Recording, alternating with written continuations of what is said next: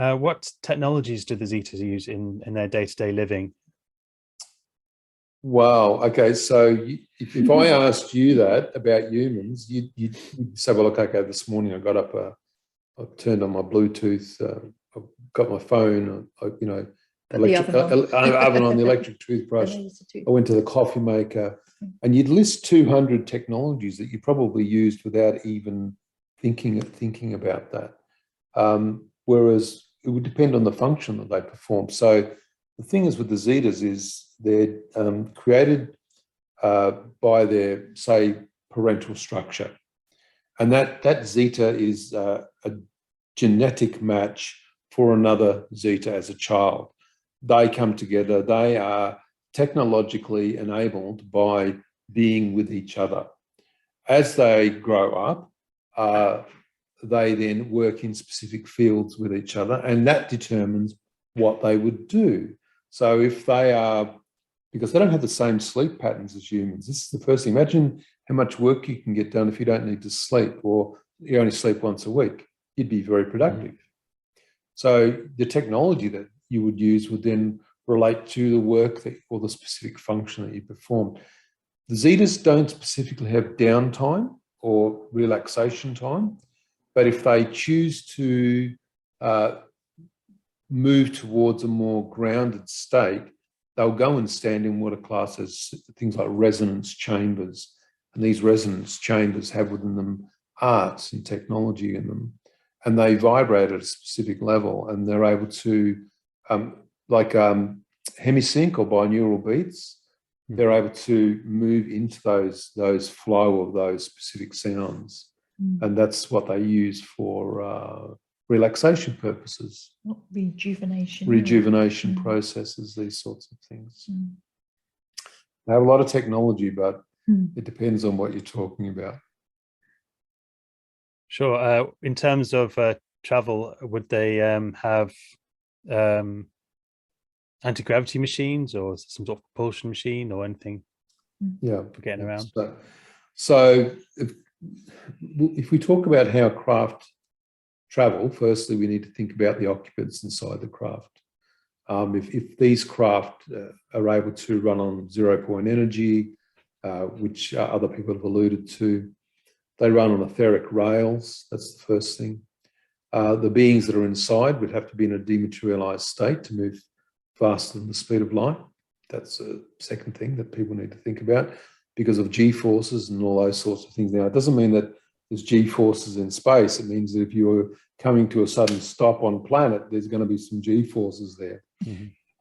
If you're taking off and moving, 80,000 feet in 0.5 of a second, which has been said by some of the Tic Tacs, then of course you'd have to imagine that the beings inside, if they were in a materialized state, it means that they would be affected by traveling at that speed. So there's a lot of technology that supports moving in craft.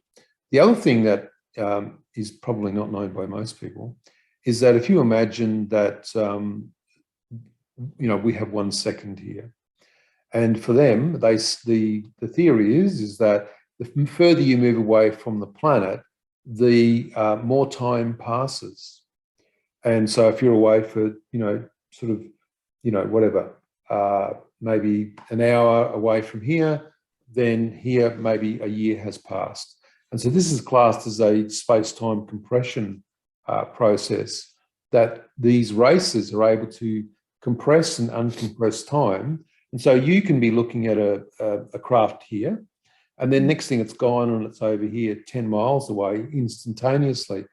But what's happened is you've been standing there looking, it's been 1 second for you, but for them it's been a very large time frame. So they've just traveled across, but for you within a different time frame relative to them moving, they've moved across quite quickly, but within their own time frame. And that explains a lot. The space-time compression explains how a lot of things are taking place. Okay. So does that go against the idea of going faster than the speed of light? Or are they going at going slower than the speed of light, but from our time frame, they look like they're going Well, faster than the speed of my light. question is, who says you can't go faster than the speed of light? What, a human? Well, well, it's a very, I mean, Einstein obviously said it, but Yeah. from my Yeah. perspective, it's not necessarily a physical law that can't be broken. Yeah, I mean, imagine telling a race that travel faster than the speed of light. Oh, you can't do that. That's what we believe. And they'll be going, okay, well, you stay with that, you know.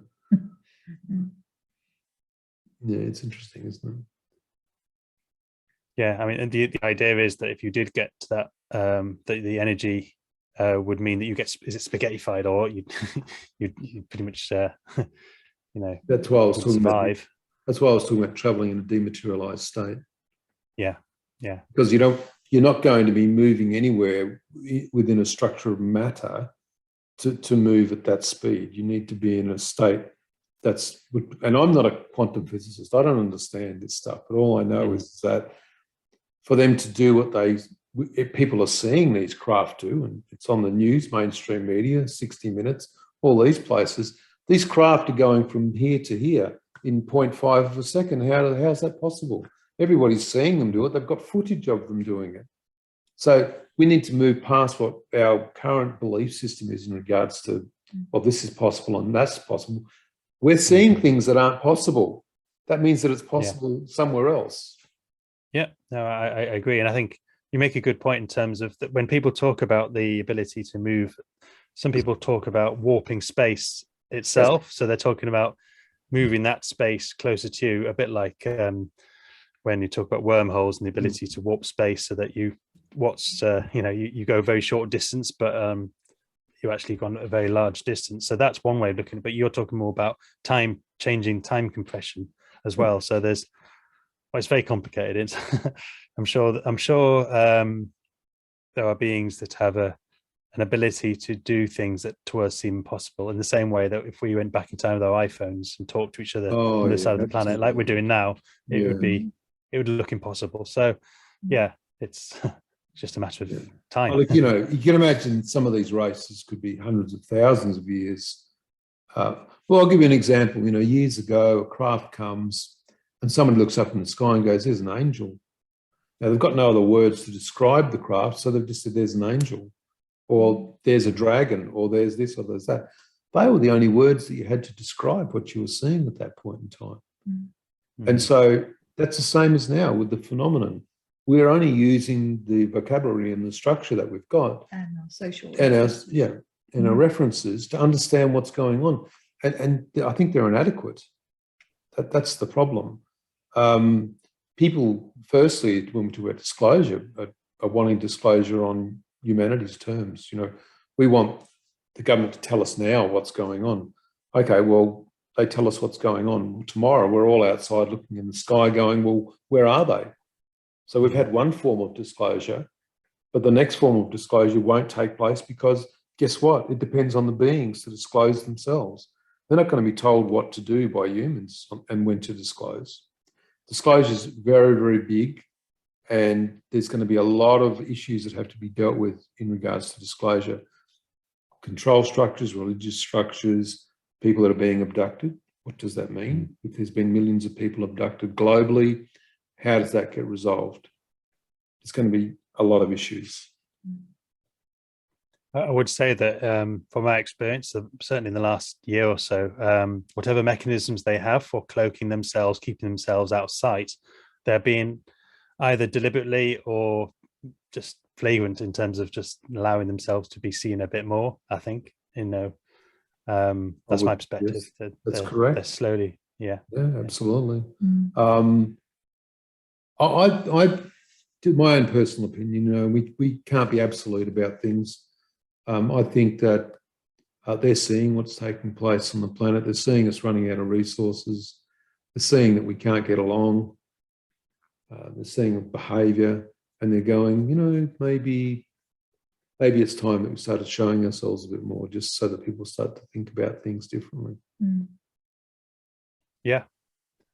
I think was it Reagan who said that if there's one thing that could unite humanity, it would be knowing that there's other beings out there. Yeah. I see as much as I hear all the different things going on in the world, I see UFO disclosure as probably the predominant way to get us onto that positive time. Well, we are on the positive timeline, but to get us to sort ourselves out, basically. And talking of which, are there any technologies that the Zetas use that maybe we would be given to assist us in cleaning the planet someday in the future? I mean, I can only make an assumption here that if today all wars stopped, all wars ceased, and that people started to be in service to others, and the homeless were being fed and housed, medical care was provided to all people on planet, there were no more wars, these sorts of things, then they would see that our behaviour had changed. And then I believe at that point we would have technology that would be, because we would be showing them that we're capable of being given the technology. Whilst we're still acting like children, they're not going to give us access to anything whilst there's that potential for it to be misused. No, I agree. What in terms of the future, are there any specific ones? I think a lot of people talk about these things called med beds, and I think there's a potential that there are some inventors in the world right now who have technology that has the ability to heal people in ways that maybe go beyond our current understanding of medicine. So I'm not against the idea of med beds, but is there a kind of celestial chamber or other technology that is of an alien origin that you're aware of that maybe the Zetas use? How many patents did Tesla have? Oh, I think you just need to look back to Tesla, Nikola Tesla. Of course, yeah. He interesting person. I wouldn't be surprised if Tesla had the initial thoughts about med beds, and because he was very much advanced as a human. Yeah. If he was human, I mean, there's some suggestion that he had originated from Venus in a way, maybe incarnated from. Well, that's the whole point about incarnation, isn't it? People, not all people, have to incarnate in the spirit realm. I mean, this is a planet where you're able to be born and to exist here, and that means that your consciousness comes from somewhere. Now, either two things exist. Either there is a source consciousness out there that's creating the potential for cellular matter to move into a form and then suddenly develop a consciousness, or there is no source entity out there, and that this whole thing's just a mistake. Well, if it's a mistake, it's a pretty amazing mistake. Yeah, I don't know. Actually, you've just reminded me. Did you see recently that apparently there is a chatbot that they've deemed as now as sentient, it's got consciousness, and used by the language it was using. Have you heard that recently? Yeah, I have. And I read that we read this morning. Yeah. It was more about, and it's the question, I think, from I'm not sure which person, whether it was somebody Pope or somebody else, said, well, how do you actually work out at what point something is sentient, just from its language? Because something could be quite advanced, and you would have great difficulty in telling whether you were talking to an AI. The Zetas use a different process. They use what's called IA, an inanimate animate, and the inanimate animates are I've heard of that. Cloned consciousness, and the cloned consciousness is technology. But the only difference between the inanimate animate and the AI is the IA is able to present itself as being conscious, cognizant, and self-aware and sentient. But that's extraterrestrial AI or IA, not human. Yeah. Okay, so I mean, we use supposedly the Turing test, but I imagine that's quite outdated and probably needs to be modern. Well, not the word modernized, but Well, changed to identify. it doesn't matter how advanced AI is on this planet. They can't populate it into a human form or a container and get that being to go to work and live and pay bills and make decisions based on emotions, can they? Whereas the extraterrestrials can, because they're already doing it. They're incarnating into the human form, and they're doing it using their IA technologies and other types of processes to exist as humans on planet and other planets as well. Yeah. You mentioned recently, I think, on a podcast with Grant Cameron again, you said that when their consciousness is put into another body and to animate that body, they can only exist for a short period. Is that correct? And if so, are there actual limitations within the universe that mean that's the case, or is it just that their technology hasn't got to the point where they can exist? I think that you're talking about when they maturate a human form. Yeah. When they maturate a human form, they have very limited capacity to animate that form for hours and hours and hours. It's about 3 hours or something. Can't remember the time. It's not very long. But their own containers, which basically maturated from their own genetic material, obviously they can animate those for 1,500 years. So, okay. But in terms of the human form, is there a reason? Is it just that the technology isn't? Could their technology advance, or is it just a matter of time for them to exist longer, or why 3 hours or whatever it is? It would depend on why. I mean, why would you use a specific tool in a specific circumstance to perform a specific function? And when you answer that question, you would know why that they would use a human form. It may be that they just wanted to gather information and they wanted to do it in a way that they wouldn't be noticed. And so they would be able to do it being human, but just for a short time. Yeah. Another topic that we didn't get to bring up last time was hybridization. And I don't know if you want to quickly talk about what is a hybrid. From my understanding, we're all hybrids, but is there something specific you want to say about hybridization and what a hybrid is?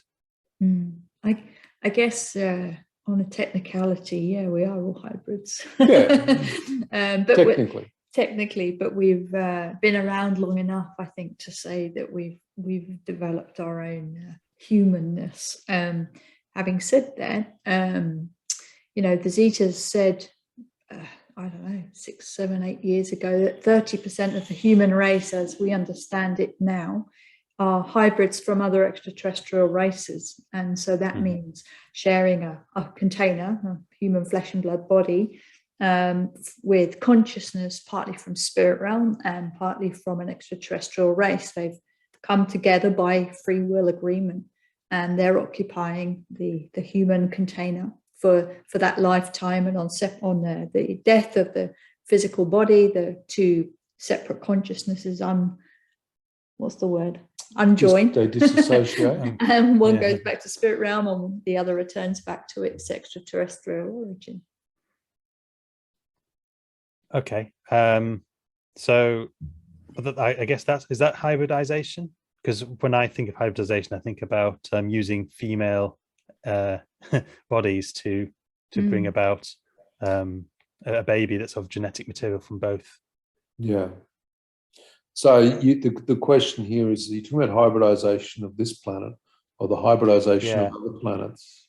So maybe I'd elaborate on that. From my perspective and reading what I can about the topic, there seems to be two agendas, again, one nefarious and one not, with regards to hybridization. One I've heard is a program to take human genetics and to populate potentially another Earth in preparation for what could be the demise of this planet, to allow the genetic material to carry on. And that seems like a positive thing to be doing from a hybridization perspective. I would agree with that. And then the other one is that in particular, Greys actually have got mentioned in that want to be on Earth. Earth as a planet is very, very special in terms of the abundance that it brings, and greys are trying to hybridize with humans so that they can eventually be on Earth, rather than taking over. They just basically hybridize over time, and so they're effectively here, which is, I guess, is the bad and nefarious agenda. What do you see about those two agendas? And it's like going down the beach and arguing over one grain of sand. Isn't it really? You know, oh, this planet's got everything. Well, guess what? The scientists know that there's hundreds of Earth-like planets. You know, that actually, you see, that the whole problem with that, and I know that people do think that, is that, you know, humans are so special. This planet's so special. This is special. Well, you know what? If the greys are doing what everybody's accusing them of, why are they taking their time doing that? You know, if there really is a hybridization of humanity, biological hybridization of humanity, why is it taking so long? Where are all these? I've not personally met one of these biological entities. Have you? Have you? Has anybody? I asked the Zetas about this about a year ago. In fact, I believe we've got a blog post about it on our website, so people can go and read the entire conversation if they want to. There's no plan by any race to take over the human race, whether it be by consciousness or biological genetic manipulation of whatever sort. You know, within the free will process, hybrids of consciousness, of human hybrids of consciousness in this planet have agreed with their point of origin race to donate genetic material, you know, which does account for some of the information you see online or you hear from experiencers, contactees. And then we do know the abductors don't abide by free will, and will also take genetic material for other reasons, but it's not for the hybridization of Earth at all. It's for other reasons. I would suggest that it's, as you say, Joe, it was for the first reason. Yeah. So do you see that there's no negative aspect to hybridization, or there is from these abductors, it sounds like, and although the reason isn't to repopulate Earth, but to take genetic material away? We need to understand the mechanics of creation, and when we understand that for a physical human form to exist, they need a component of them that is from spirit realm, because when the spirit leaves the physical form and returns back to spirit realm, the physical body ceases to exist and basically just falls to pieces. We know that because people pass over all the time. Well, the thing is with the greys is they don't have the capacity to actually animate a physical form the way that spirit people do. Yeah. And spirit people under free will not go into a symbiotic relationship with the abductors to create a hybridized race. So this is never going to happen. Yeah. Okay. So is there something specific about the greys that you mentioned in terms of spirit that is unique? Not unique, it's different then? Yeah, they've entered into a free will process with a being from spirit realm to create the hybrid of consciousness. The Zetas. And not just the Zetas, by the way. Palladians, Arcturians, whatever race that they've all they've all entered into agreement with higher self and the spirit person to have a symbiotic relationship to create the hybrid. Spirit people have the ultimate say as to who can incarnate into this species, this human species.